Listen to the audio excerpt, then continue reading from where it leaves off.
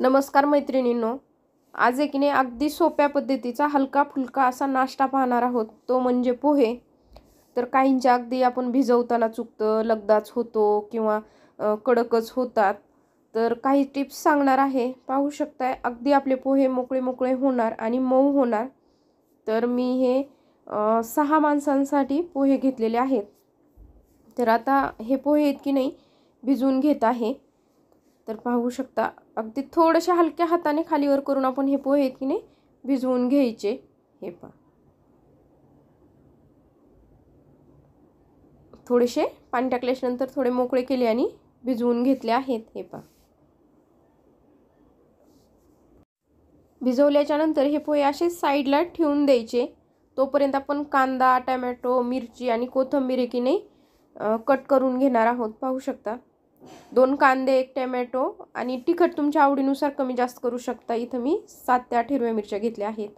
कांदा वगैरे चिरून घेतलेला आहे आणि टोमॅटो चिरताना काय करायचं, त्याच्या आतमधले आहेत की नाही बिया काढून घ्यायच्या, म्हणजे मग असं चांगलं लागतं पोह्यांमध्ये।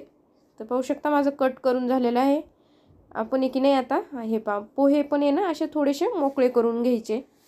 हे पहा किती मऊ मस्त भिजलेले आहेत। आता आपण कढई गरम करायला ठेवलेली आहे, त्यामध्ये तेल टाकलेलं आहे। 1 चमचा की नाही मोहरी टाकायची आणि फोडणी अगदी चांगली करायची, म्हणजे आपली जी मोहरी ना अगदी चांगली अशी तडतडली पाहिजे। तर पाहू शकता आपली मोहरी तडतडली आहे। यामध्ये आता लगेच कांदा टाकलेला आहे। तर कांदा ही आपण अगदी चांगला फ्राय करून घ्यायचा आहे, कच्चा ठेवायचाच नाही आहे। अगदी थोडंसं असं खूप म्हणजे गोल्डन नाही पण गोल्डन ब्राऊन असा होऊ द्यायचा आहे। आता यामध्ये लगेच हिरवी मिरची टाकत आहे। तर हिरवी मिरची ही चांगली अशी तळून घ्यायची आहे। तर पाहू शकता आता लगेच हिरवी मिरची नाही अशी मिक्स करून घेतलेली आहे। यामध्ये 1 मूठभर शेंगदाणे टाकायचे। शेंगदाणे हे आपले यामध्ये तळून घ्यायचे आहेत चांगले। शेंगदाणे, कांदा आणि हिरवी मिरची नाही अगदी चांगल्या प्रकारे असं फ्राय झालेलं आहे। कलर तुम्हाला दिसत असेल अगदी जवळून। आता यामध्ये की नाही लगेच टोमॅटो टाकायचा। टोमॅटो आपल्याला अगदी शिजवायचा नाही आहे गसगस, त्यामुळे टोमॅटो सगळ्यात उशिरा टाकायचा, म्हणजे खाण्यासाठीही पोह्यामध्ये तो टोमॅटो चांगला लागतो। कोथिंबीर टाकायची भरपूर तुमच्या आवडीनुसार, कोथिंबीर पण मिक्स करून घ्यायची।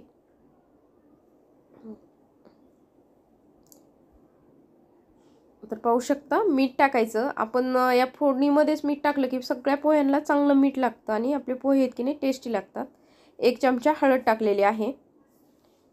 आता हे व्यवस्थित मिक्स करायचं आणि आता यामध्ये की नाही लगेच आपण पोहे टाकणार आहोत। हे पहा व्यवस्थित मिक्स करून घेतलेलं आहे। आता यामध्ये लगेच आपण पोहे टाकून घेणार आहोत। तर पाहू शकता अगदी यामध्ये पोहे टाकून घेतलेले आहेत। आता हे पोहे आहेत की नाही अगदी व्यवस्थित मिक्स करायचे। गॅस थोडासा कमी ठेवायचा, आपली फोडणी की नाही खालीून लागू वगैरे नाही त्यामुळे। आणि मिक्स झालं की मग फुल गॅसवर चांगले परतून घ्यायचे। हे पहा अगदी, आणि फुल गॅसवर आपण पोहे नंतर परतलेले टेस्ट खूप छान लागते। हे पहा मस्त असे व्यवस्थित मिक्स करून घेतले आहेत। तुम्हाला दिसत असेल किती मोकळे मोकळे आणि मऊ असे मस्त असे हे पोहे होतात। आता यामध्ये झाल्याच्या नंतर खाली उतरताना आपण ही 1 चमचा साखर टाकलेली आहे। ही पण टिप लक्षात ठेवायची, पोहे झाल्याच्या नंतरच साखर टाकायची। हे पहा आता व्यवस्थित मिक्स करून घ्यायची साखर टाकल्याच्या नंतर, म्हणजे ते खाताना की नाही खूप छान लागतं। आता हे पहा साखर टाकल्याच्या नंतर ही व्यवस्थित असे आपण हे पोहे आहेत ना मिक्स करून घेतलेत। गॅस बंद केला आणि कोथिंबीर टाकून थोडंसं मिक्स करून घेणार। हे पहा आपण कोथिंबीर ही टाकलेली आहे। आता मिक्स करून घेत आहे। अगदी टेस्टी आणि मस्त झटपट असा मराठवाड्यामध्ये स्पेशल नाश्त्याला केले जाणारा हा पोह्याचा प्रकार आहे। पाहू शकताय किती मस्त असे आपले हे पोहे झालेले आहेत मोकळे मोकळे। तर मी पण आज बनवलेले हे पोह्यांची रेसिपी तुम्हाला कशी वाटते ही नक्की कमेंटमध्ये सांगा। माझ्या चॅनलला लाईक, शेअर आणि सबस्क्राईब नक्की करा।